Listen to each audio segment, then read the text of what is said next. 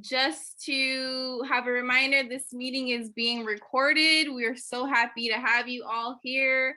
I believe there is closed captioning available as well.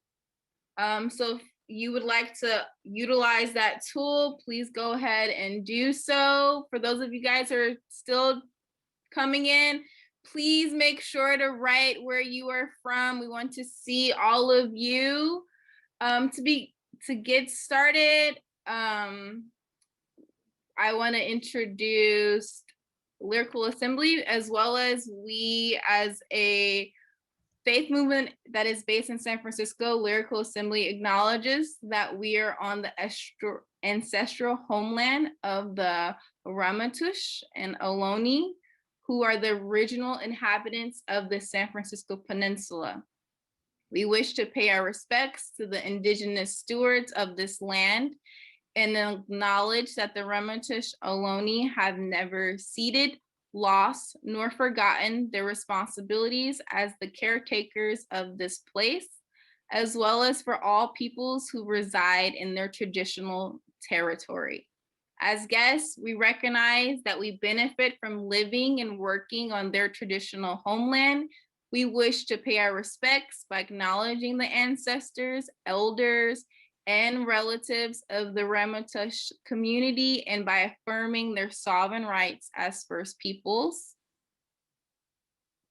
We would also like to put in our sacred space agreements. So this was in our last email to you guys, but just for housekeeping rules, we're gonna go over this again. Make sure to keep your mic muted when our performers or other guests are speaking. Acknowledge we are here to learn, listen, and engage in community, not to argue against the Asian experience, and to respect all guests in the comments and listen with compassion. Any hateful speech will result in an immediate removal from the Zoom room and suspension from any other Lyrical Assembly events. We're all on the same page, ready to learn, really ready to engage. Okay, I'm gonna hand it over to Lacey, who is also co-facilitating tonight. And she's going to introduce our first guest of the evening, as well as lead with a quote from an Asian activist elder. Yeah, thank you so much, Ashley. So for those of folks who are new to Lyrical Assembly, we are an organization, a community that's goal is to create different communal spaces outside of heteropatriarchy and white supremacy. So a lot of what we do is organize spaces like this with intentional storytelling and community building. Before we start, I really just want to name the fact that within the past several weeks, there's been a lot of anti-Asian violence that we've seen across the country and across the nation. I don't think it would be right if for this event I didn't name that. So I just want to send folks who are grieving, who are in deep pain, that we're here with, that this space was actually in mind for folks to have community in a really isolating and difficult time. And I just want to read a quote from Yuri Kochiyama, who is one of our Asian elders in the community who has been doing this work for a really long time. And she tells us to remember that consciousness is power. Consciousness is education and knowledge. Consciousness is becoming aware. It is the perfect vehicle for students. Consciousness raising is pertinent for power, and be sure that power will not be abusively used, but used for building trust and goodwill domestically and intentionally. Tomorrow's world is yours to build. And I'm excited for this space because I feel like we're continuing the work of our Asian elders who've been doing this work for a long time.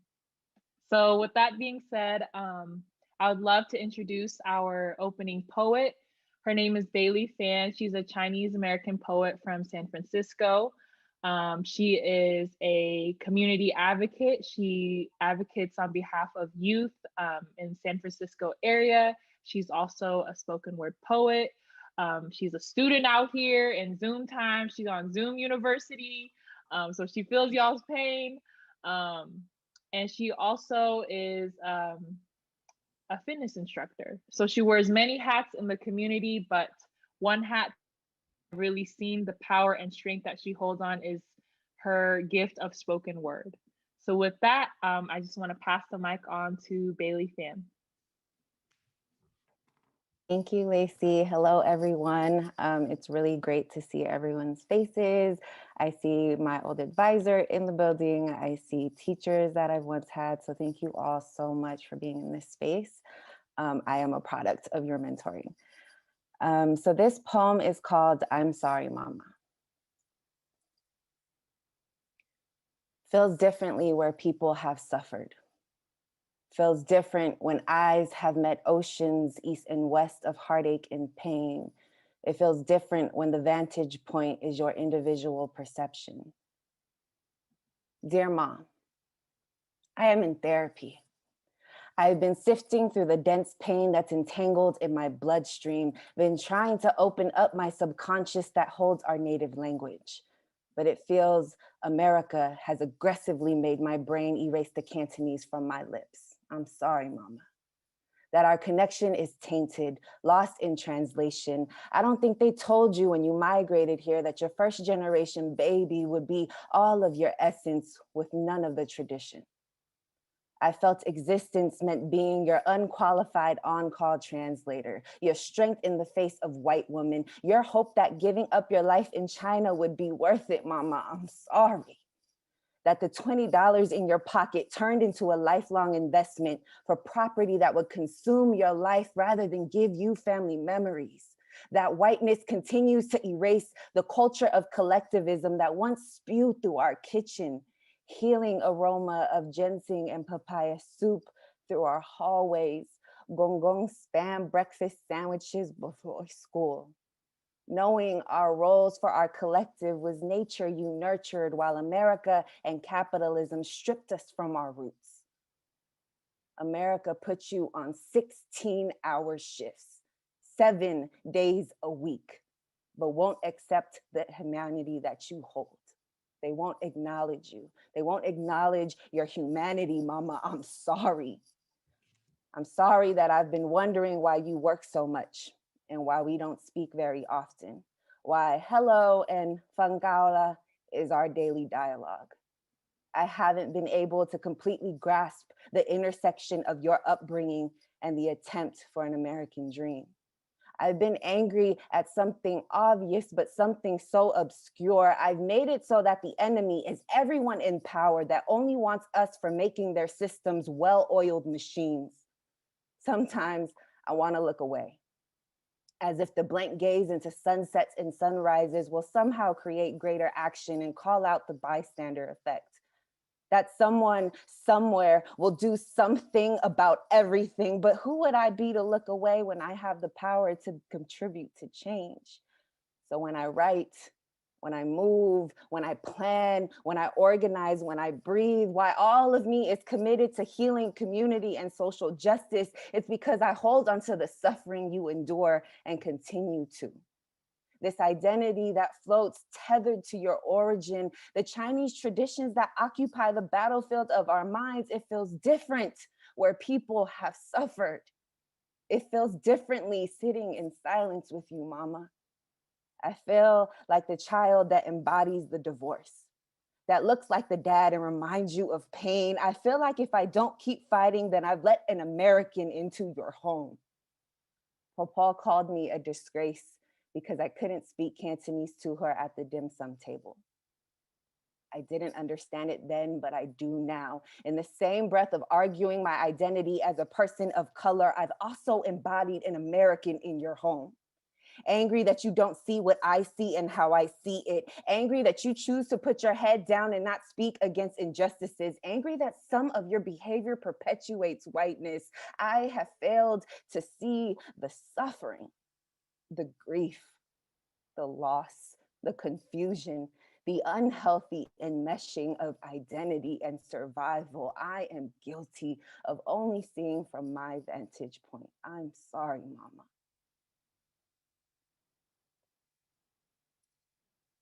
Thank you for listening.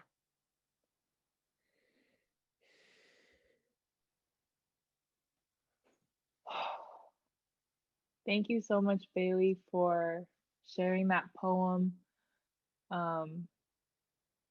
Whoa, I'm feeling a little bit emotional right now.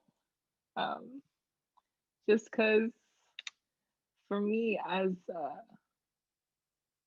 the daughter of immigrants, Bailey just spoke to a lot of the grief and the complexity that we hold in our bodies.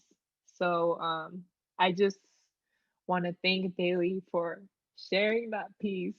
And I also would just encourage folks in the Zoom space right now to just take a deep inhale and just pay attention and be aware of what's going on in your bodies.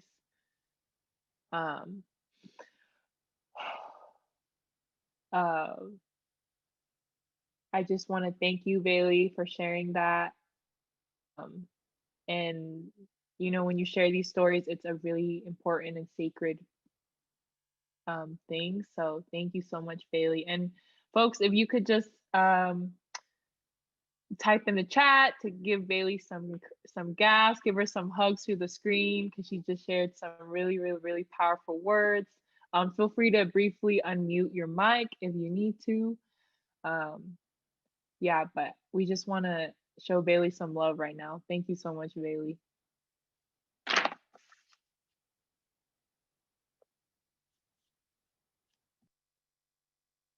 As well as you can use your little reaction things in your little Zoom squares too. Thank you, Bailey, so much for giving us a glimpse of your experience and saying it so poetically. We see you, we love you, and thank you for sharing that with us. I have the honor and opportunity to introduce our guest speaker today, Cathy Park Hong. She is a poet and essayist. She blends memoir, cultural criticism, and history to expose the truth of the racialized consciousness in America. Binding these essays together is Hong's theory of minor feelings. As the daughter of Korean immigrants, Cathy Park Hong grew up steeped in shame, suspicion, and melancholy. She would later understand that these minor feelings occur when American optimism contradicts your own reality, when you believe the lies you're told about your own racial identity. Hong uses her own story as a portal into a deeper examination of racial consciousness in America today. This book traces her relationship to the English language, to shame and depression, to poetry and art making, and to family and female friendship in a search to both uncover and speak the truth. So we're just really honored and happy to have you here. And if you guys are wondering what book that's relating to, it's the book by Cathy Park Hong, which is titled Minor Feelings, an Asian American Reckoning. And yes, we're so happy to have you. And also we are gonna have a question and answer portion. So if you would like to put your questions in the chat, as well as we'll read your questions and screen them, and then we'll ask you to unmute yourself and be able to ask her yourself. So for the first question, Cathy, I would like to ask you, what role has art and poetry played in your own healing and solidarity? And then if you wanted to expand, what role do you think art plays as a role in healing in all communities?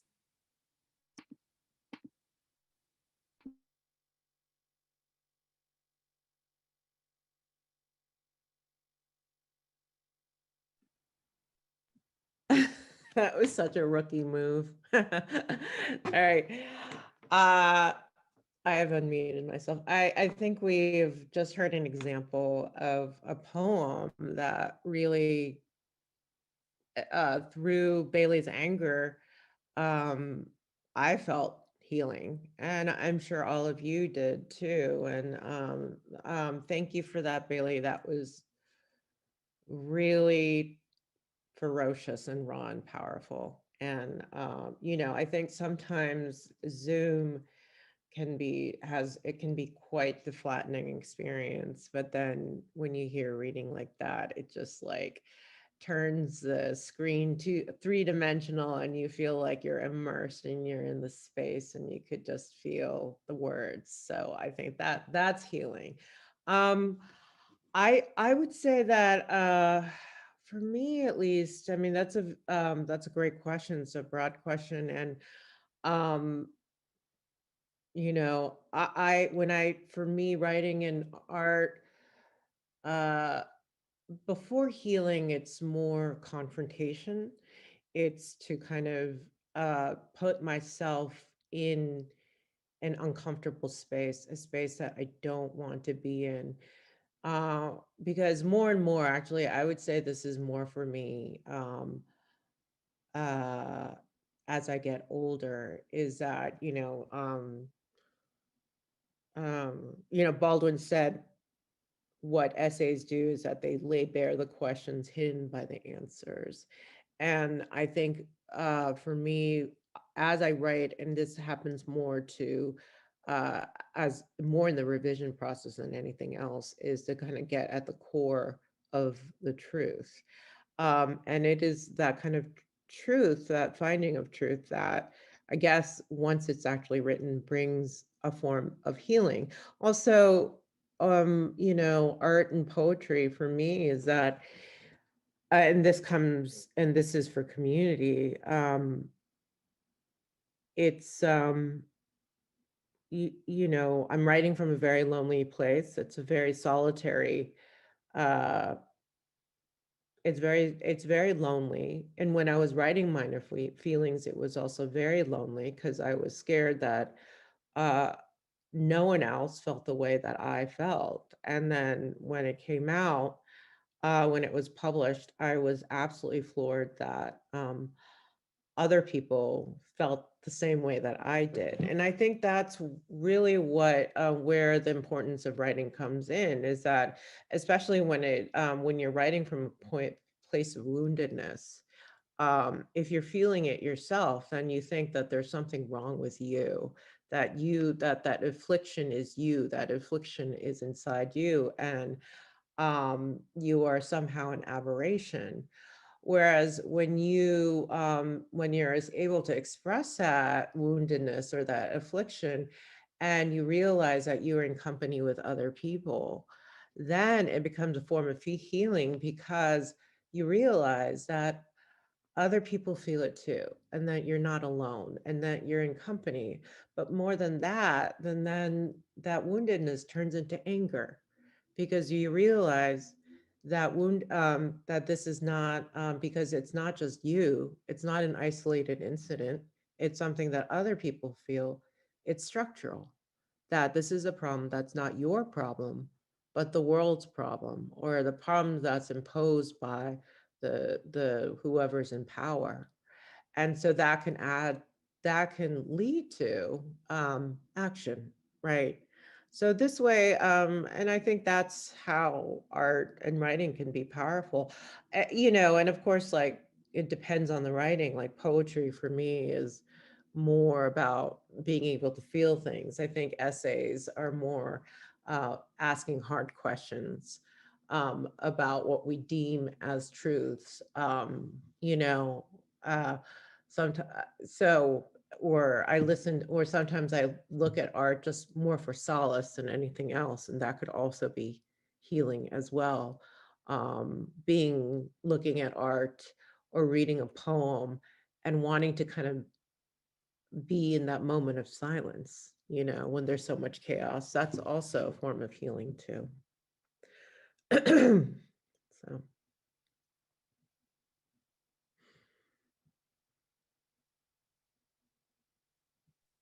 Thank you, Kathy, for that answer to that question. Does anyone else have any other question for Kathy? It's an open Q&A.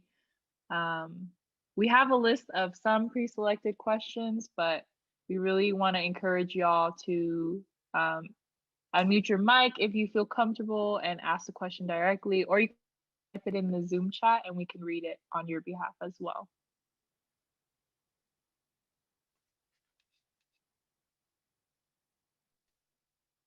Don't be shy.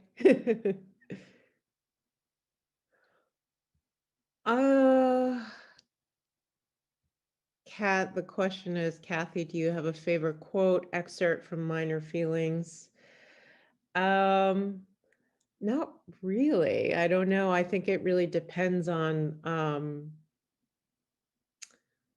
I kind of have many favorites, or not favorites. I just, I have to think about it. That's a good question. I think that, maybe the final paragraph.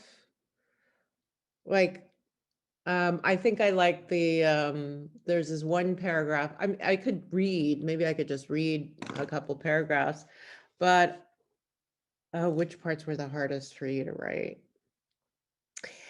Let me get to that, but maybe I'll talk about the favorite excerpts. I would say that I like the one I wrote about stationery, just because it was just fun to write. And I also thought, and probably the last paragraph, where I'll just read you a little bit of it, for those who haven't read the book.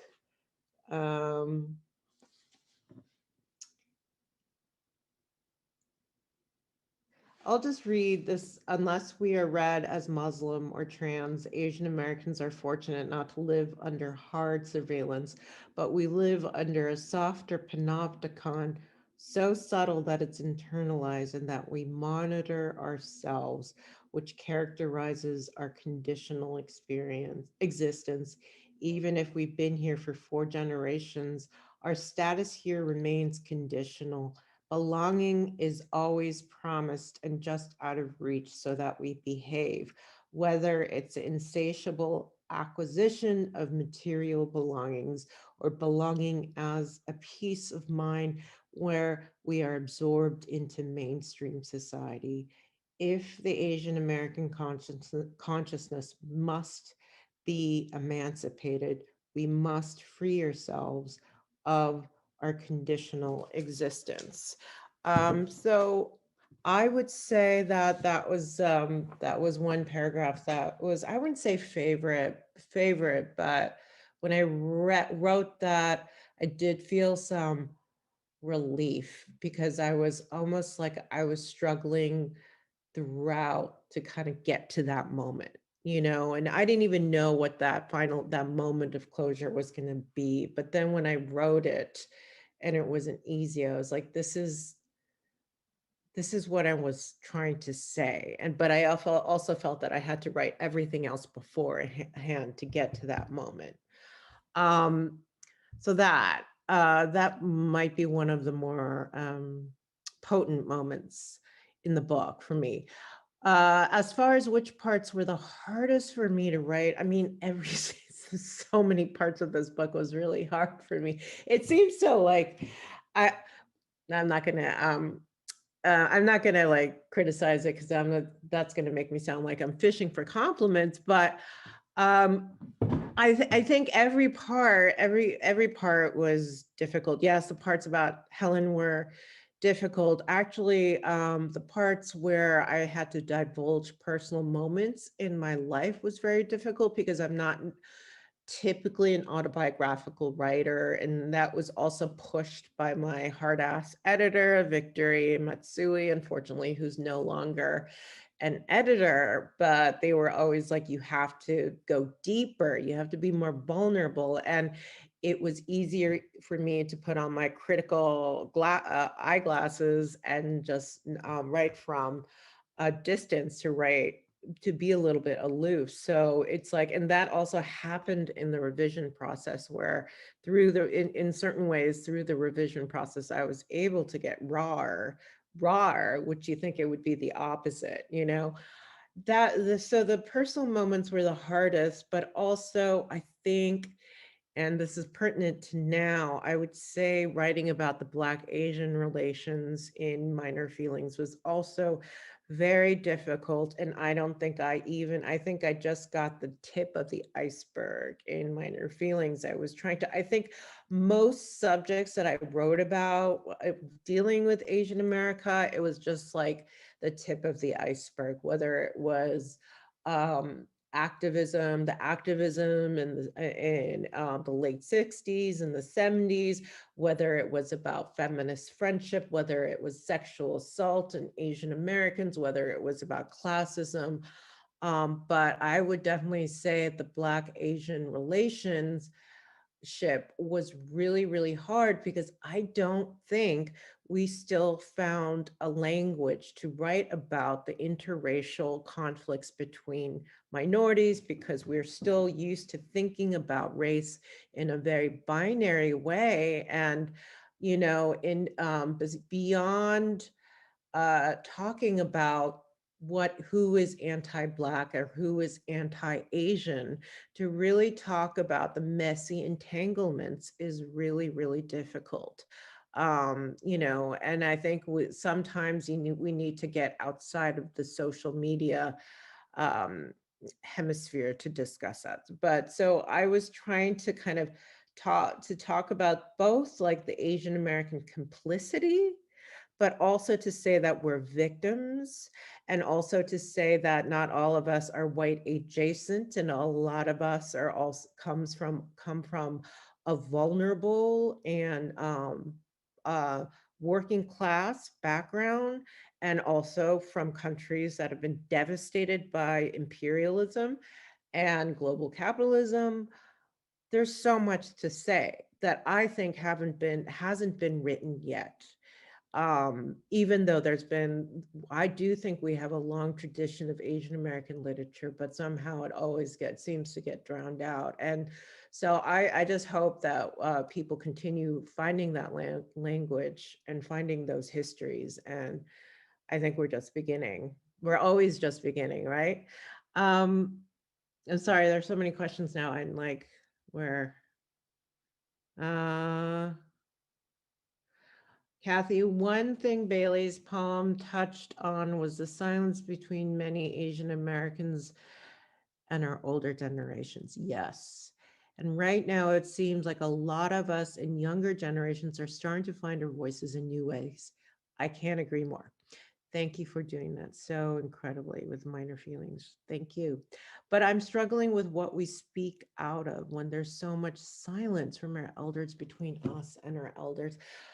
I know, it is so fucking hard. It is hard. I hear you. It is so hard. And you have to get them to talk.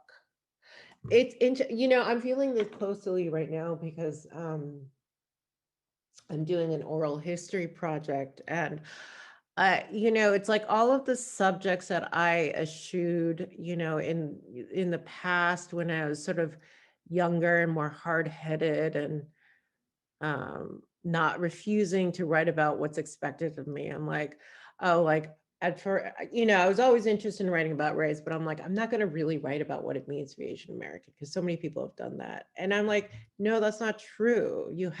So it's like me kind of revisiting these subjects that I think that other people a lot of people have already written. And I'm like, I don't know what makes me think that other people have already tackled that. So another one is the Korean War. And which I'm like, I'm never going to write about the Korean War, because so many writers have already written on that subject. But I've been going, or the subject of mothers, and I'm like, I can't, that's like kryptonite for me. Like, I can't go there. But I've been talking to my mother, and I've been interviewing other people's relationships with their mothers. And there's this really, I talk about Banu Kapil in my book, Minor Feelings. And there's this really great book of hers called The Vertical Interrogation of Strangers, where she asks other South Asian women a list of questions that are very provocative and beautiful and poetic. And one of the questions that she asks is, who is responsible for the suffering of your mother? And this is a question that I just like can't stop thinking about. And I've given it as prompts, her questions as prompts to other students to write. And I've also kind of given it to myself as a prompt to write as well. And so I've sort of been asking other Korean women, actually, who is responsible for the suffering of their mother. And it's so interesting how so many of them of my generation and younger generation say the same thing over and over again, that like, my mom won't talk. She won't talk about this one period where she, where after the Korean War, or like when she was an orphan, and what happened during those years, or when, my father disappeared, or just like, there are just like these huge gaps. But we have to try. And I think I've been trying, and like, talking to my mother and my aunt, and even maybe sitting down for a formal interview can help so much, because suddenly, and when you're older, it can help too, because they open up. And talking to other people, when you actually really make an effort, you will get something. And what I've been getting is absolutely just devastating about, like, I've been talking to a woman whose grandmother was a comfort woman that she didn't discover until she was like 28 or something.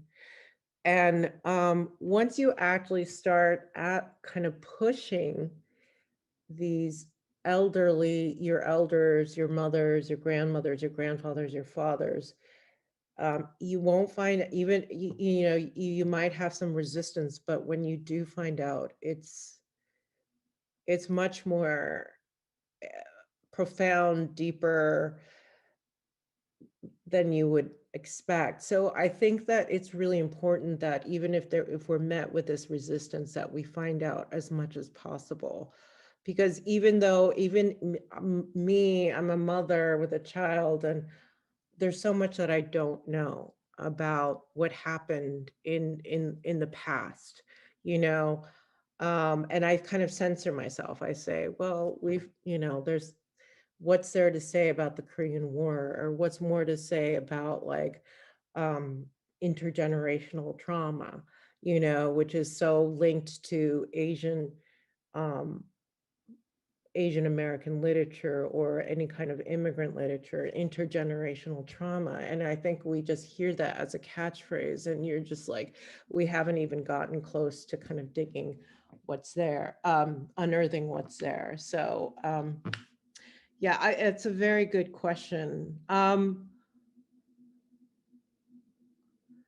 You were saying that maybe these some of these people who ask the questions can ask them in, like, Yeah. If you actually guys would like to unmute your mic and just have your voice ask the question so Cathy can have a break of talking, that'd be great. So whoever, just be respectful. If someone's already talking, please don't start talking over them. But there's a silence, go ahead and ask your question.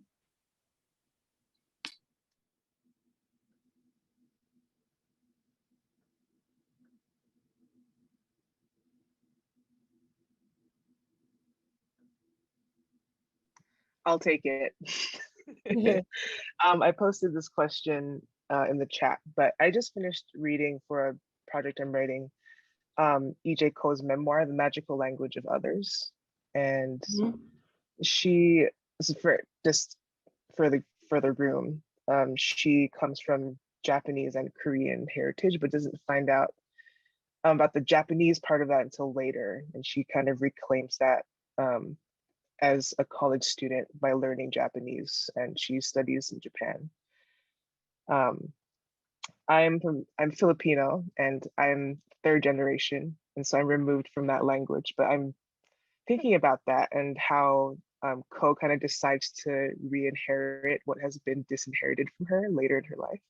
And I'm wondering, like, if in your work with the Asian American consciousness, if you would speak to like the importance or significance of multilingualism to the lives of Asian Americans, or if you'd be willing to talk about your relationship with the Korean language. Those are just some, like, what comes to mind when I say those things. Like that, my multilingualism, or the idea of multilingualism and how it informs my kind of racial identity, is something that was really crucial to me as a poet.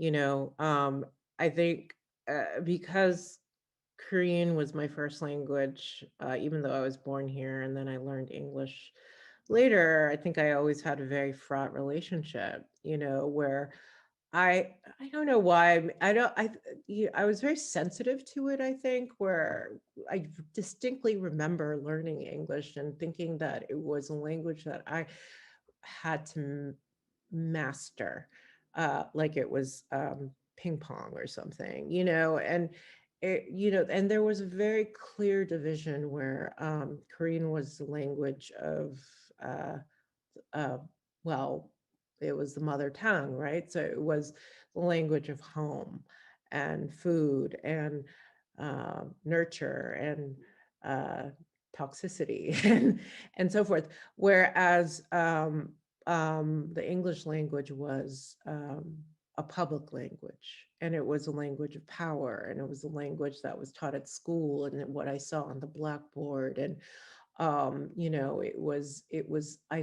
it was something that was very different. And I think that split has always kind of really vexed my relationship with language. And we were talking about healing, I think, before, what I found really great and liberating about poetry, as opposed to first writing in like prose or whatever, was that, and I think I had the right teachers to encourage me to do that, was that poetry, because I think a more conservative teacher would have said, no, you can't do that. This is how you have to write a poem. But I think I had some strange teachers who said, you could use in poetry, you can vandalize language, you can vandalize the English language if you grew up, if your memories were in Korean, like, because a lot of my very most intimate childhood memories were in Korean. And I just felt in the beginning when I was writing them, or kind of in English, it seemed sort of almost translated or not quite right. And they were like, well, why don't you try to translate that brokenness in the form of poetry and in the language itself? And that was just like revelatory for me. And I think that vandalism and that brokenness was really just such an empowering form for me, especially since as that there's a real lineage, and I write about this in Bad English, right? There's a real lineage of poets, Black poets, Latinx poets, other international poets like Paul Celan, who other English, who deterritorialize queer, it's also, people talk about queering English as well, and so forth. And I still fervently believe it. I think both in terms of finding a language or finding a dialect that feels closest to us rather than a standardized English that's imposed upon us. I also think that, English is a colonial language, right? And coming from, and it's the same way with the Philippines, right? Where, with Spanish being a colonial language, English being English. For me, with Korea, it was like when Japan occupied Korea, it was, Koreans were not allowed to speak Korean and they had to take on Japanese names. And even now, the English language is completely like sort of is kind of colonizing the Korean language as well. So I think that it's like when we think of, and when we think of the English language, it's very important to think of it not just as a vehicle in which you write in, but also, you know, um, it's a medium that you also need to that you have to question and screw around with as well. So, yeah.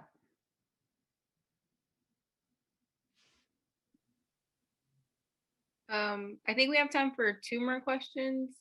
Primo, and then I think Steve H, could you do a question? Primo, you can go first. First of all, I just wanted to thank you for what you just said. Language has always been really interesting for me. I grew up in Hawaii, like speaking Pidgin, and like my grandmother spoke Ilocano. Um, and so it's always been such an interesting, and you just articulated it in a really beautiful way. So thank you. You mentioned something earlier about something that I really resonated with about how lots of people still see race as binary. And I think that like we see that manifest in an interesting way now as well, because it's been like kind of painful for me to see how like after 2020, this year, where we faced like um, just immense tragedy in terms of like systemic oppression um, attacking Black people, and then now we see those same attacks happening on the Asian American community. And as someone who's like half Black and half Asian, that those two like distinct events and periods, I feel like put a lot of strain. And I think that like the US has always sort of tried to pit people of color against each other in that way. And we see that going all the way back to like the LA riots. And so like for me is like, like you said, like a queer non-binary person, like the binary was never like a concept that was in my head. That was never how I approached my life. But I know that not everyone has that like narrative and that lived experience. So how would you advise that we, like as Asian Americans, as Black people, as queer people, how would you advise that we help our communities to think not in a binary sense, whether it comes to race or gender or sexuality? Like, how do we help people move past the binary? And just like, yeah, how do we do that? Thank you so much for asking that question, because that question has been like vexing me too. Like it hurts me. I mean, it doesn't hurt me, but I just find it so upsetting, that last year, a few weeks, I mean, I guess it was really it was happening, in February, or in and early on, when we were getting these like very visible hate crimes against Asians, not just in the US. It was all over. It was global. And then there's another spike. I mean, it's been continuing throughout the year, and I think with like these like racist these hate crimes, it's also more a matter of when media decides to turn their attention on them, or when activists make enough of an outcry that media is forced to pay attention. And it's been painful to me to see Asians being hurt, but it's not, young, strong Asian American men or women, but it's elderly Asian Americans who a lot of times are from working class backgrounds, or people who are just vulnerable. And what complicates the matter, and what I think a lot of, and this is where I'm having trouble to finding a way to articulate the problems is that the perpetrators are not white. The perpetrators, a lot of the perpetrators are Black and they are brown. And how do you talk about that, right? When there is so much gun violence, police brutality, and we've been dealing with that all throughout the summer um, against Black people. And now there's hate crimes against Asians, but the perpetrators are not white, they're Black. And I think that you can say that like what we need to do, of course, is I think what like, you know, grassroots activism and what a lot of like poets and writers have been doing have been sharing stories. I mean, first of all, what you can do is like, and this is where also stories and poetry and art can be really healing, is that we don't know each other. I mean, we know, I think people in the Zoom space know each other, but I think because of the imposition of white stories, we know, like, I think a lot of African Americans don't know how incredibly varied the Asian American experience is, or that a lot of us are not, you know, these Harvard bound elite Asians, you know, that we come from these working class, a lot of Asian Americans come from working class backgrounds, or that they've had the same kind of abject devastation, that they also come from a history defeat, you know, the way Black people have come from a history defeat. And that's something that really what I'm striving to do is that we have to find common ground. We have to find a common we have to emphasize as much as possible our experiences are shared, that we come from a common place. Now, this is but then it's so complicated, like,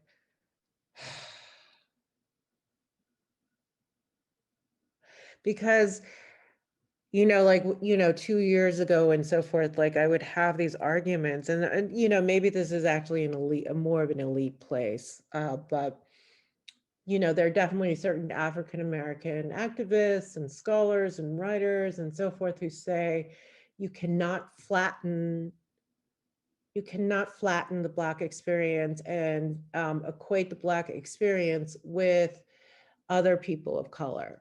What we've been through enslavement and dispossession is very particular, and it's not the same as people of color who voluntarily immigrated here, right? So that's kind of an argument that I heard a lot. And I understand that, you know, and I think you hear that even with like the acronym BIPOC, right? Like it's like Black, Indigenous, other people of color.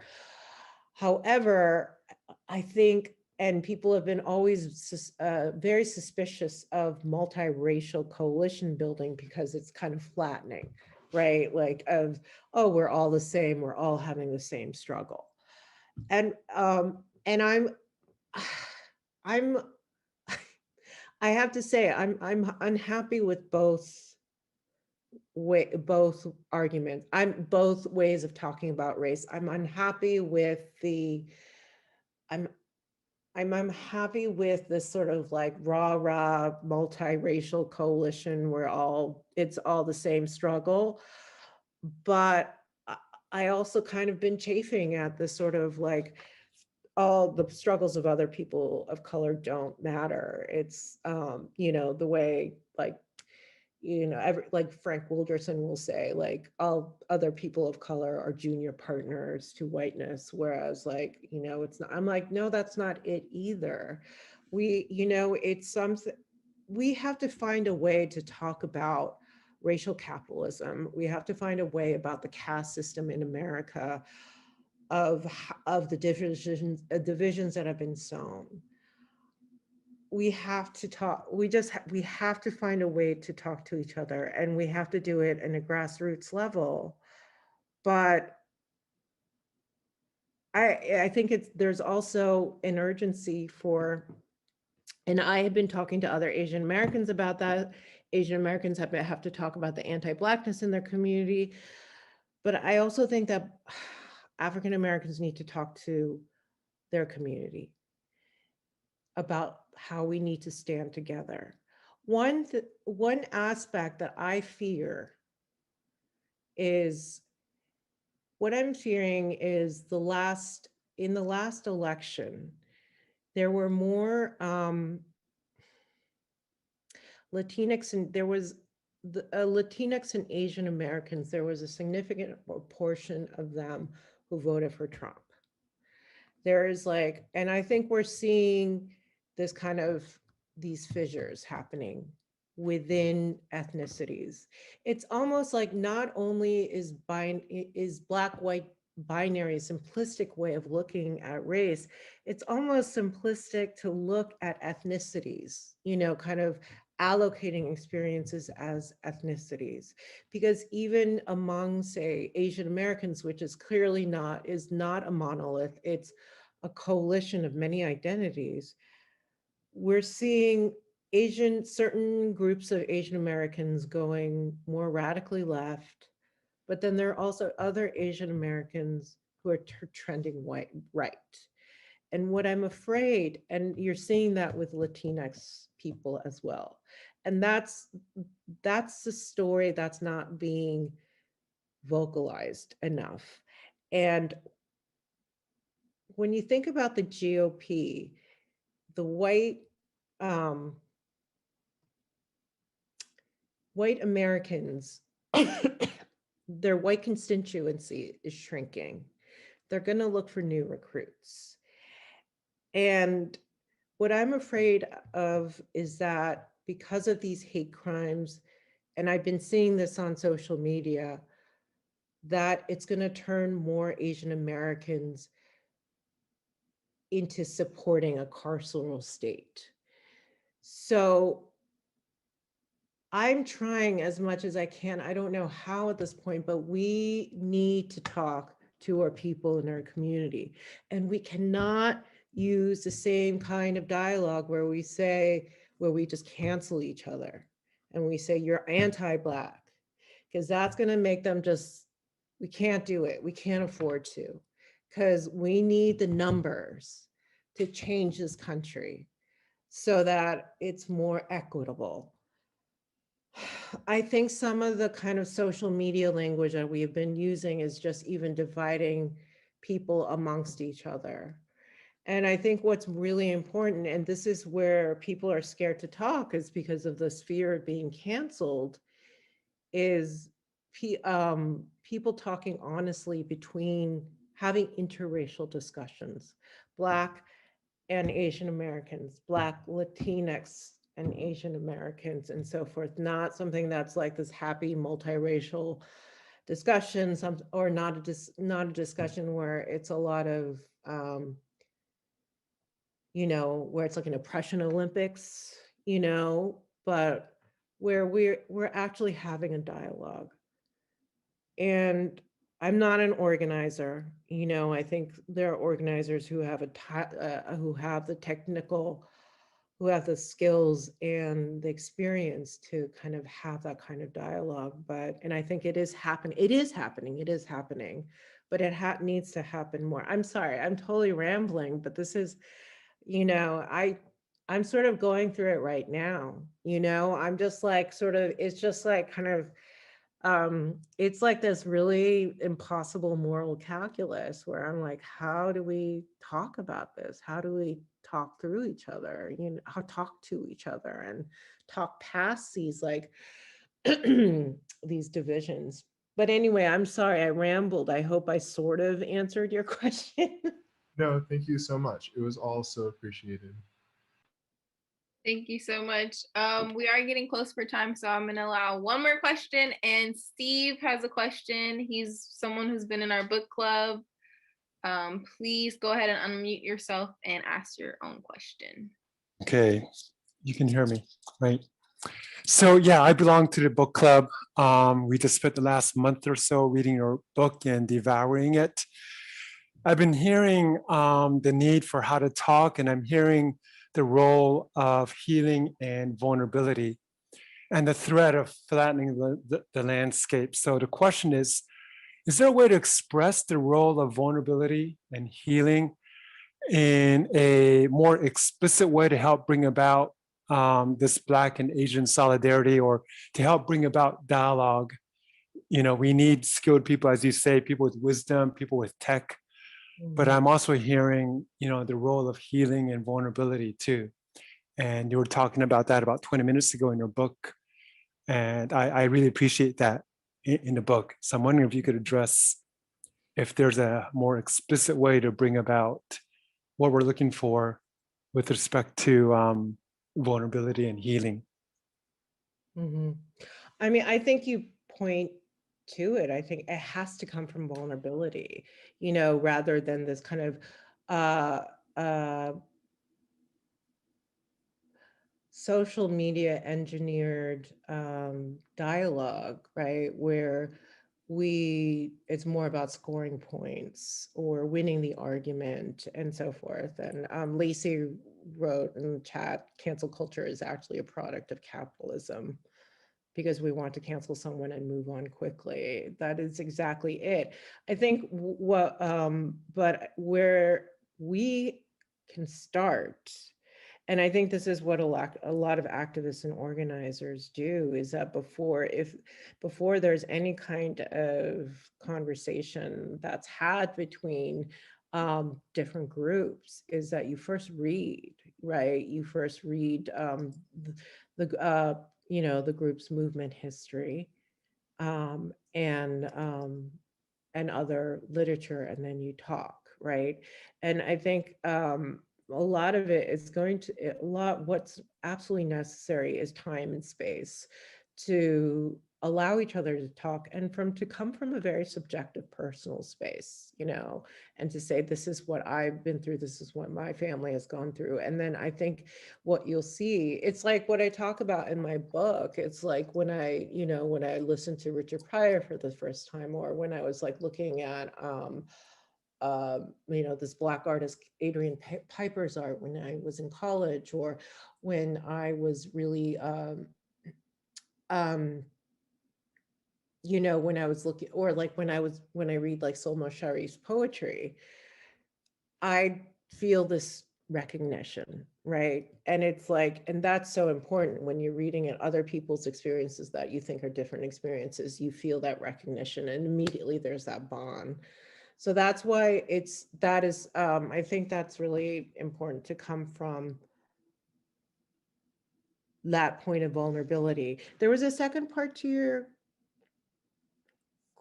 question. I'm sorry. Did I? No, it's all the same question. Mm-hmm. Just the role of healing and vulnerability. You answered it. I just want you to comment explicitly, so thank you. Mm-hmm.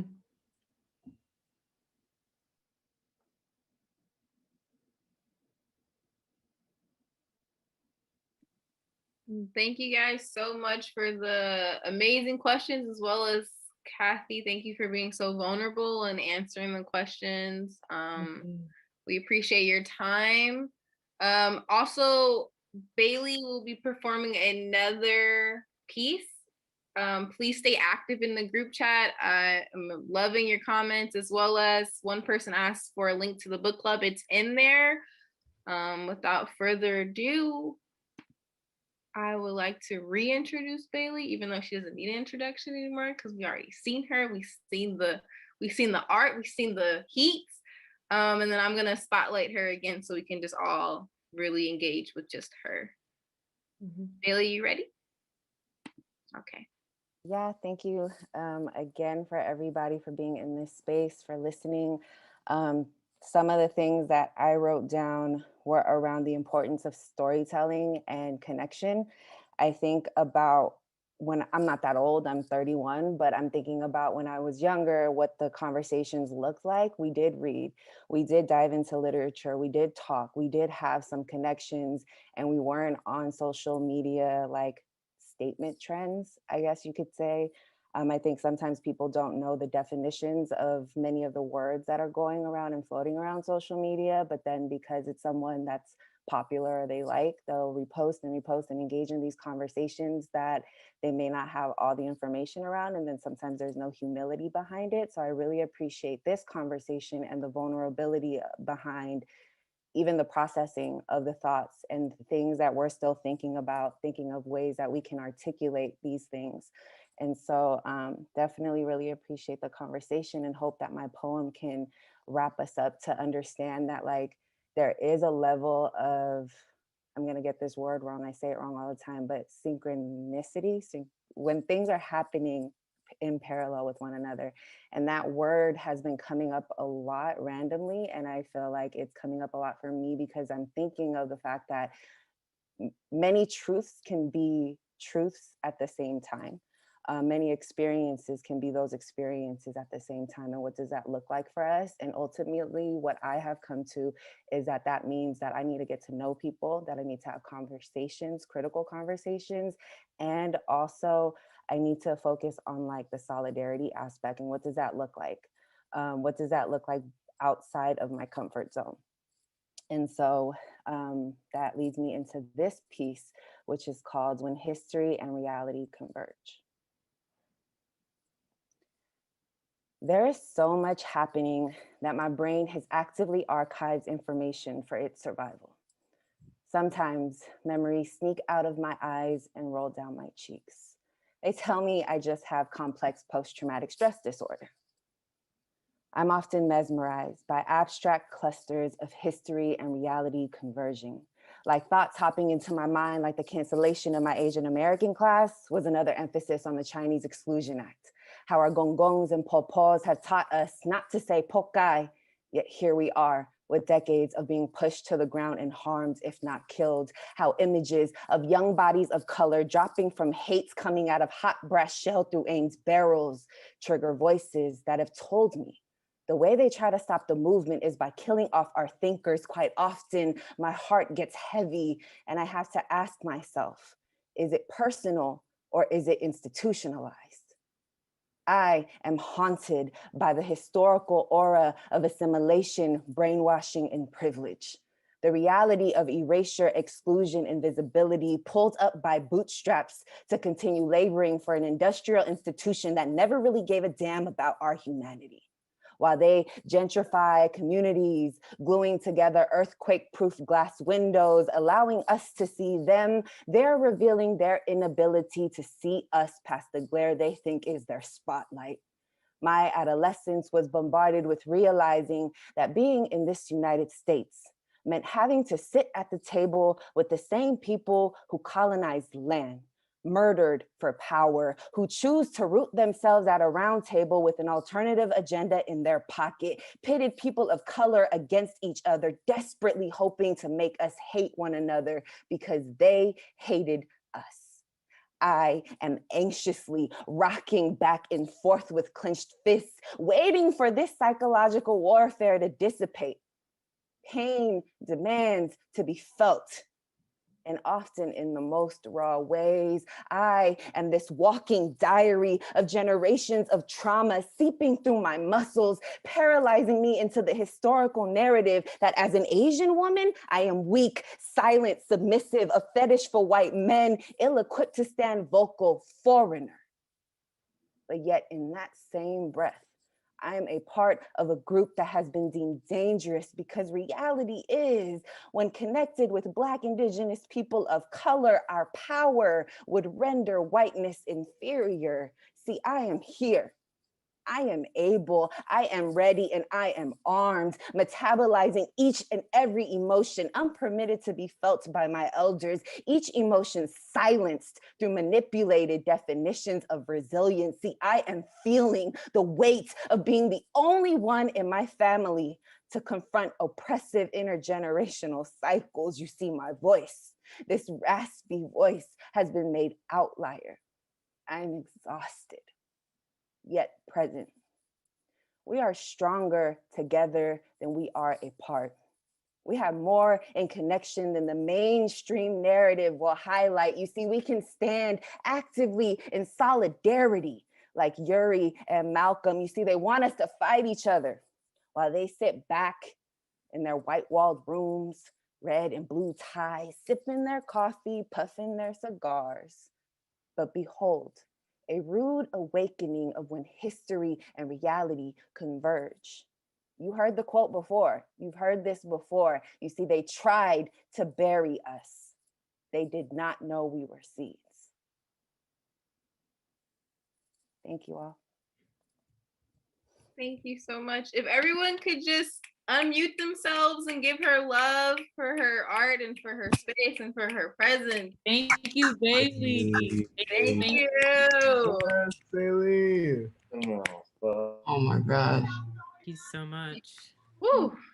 Bailey, clarify really quickly. Was that line, I'm exhausted yet present or pregnant? Present. Okay.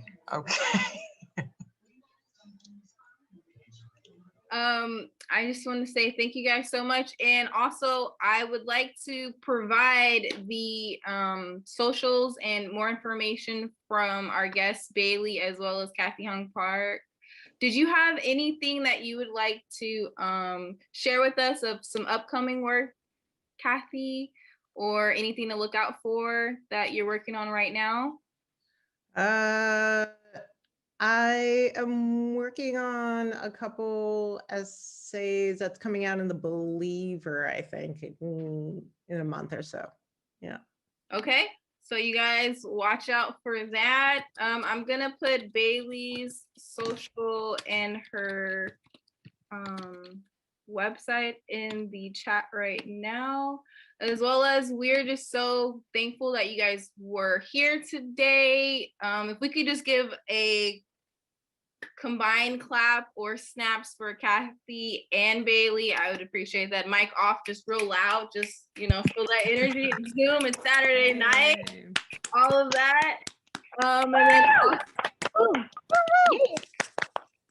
from all over the world right now, as well as if you were touched by this event and would like to see more events like this, please consider supporting the work Lyrical Assembly does by becoming a monthly donor, subscriber for as low as $5 or more. Lyrical Opposition is a nonprofit, so your donations count as tax write-offs, as well as if you work at a company and they do matching, we would love to receive the donor matching. The link is in the chat. As well as if you wanted to stay connected to us, we have a Lyrical Ones podcast every Wednesday night. Lyrical Assembly's Read for Resistance Book Club is on Saturday mornings at 9 a.m. That link is in the chat already. And Lyrical Assembly broadcast is on Sundays. You can also follow us on Instagram, Twitter, Facebook, or YouTube. We are so happy that you chose to spend your Saturday nights with us, even though we are kind of shut in. I feel like this was the best use of my Saturday in a very long time. It would have normally just been me staring at the walls and eating something. So very happy to see you all. Please, this is not a one-time thing. This is deep work that we're doing. It doesn't stop here. It doesn't stop when we end a book. It doesn't stop when we have a ending of our conversation.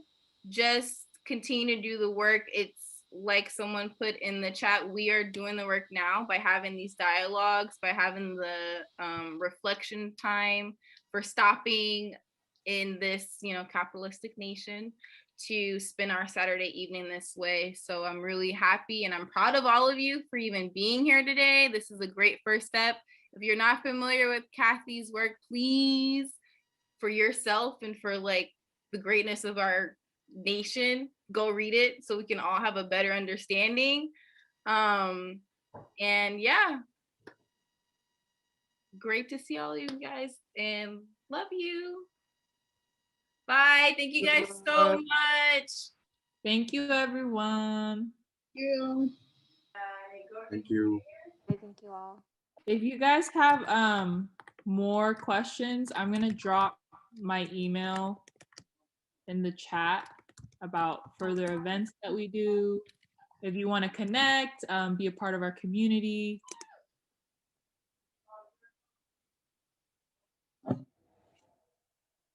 Thank And you. thank you everyone for coming. Thank you all.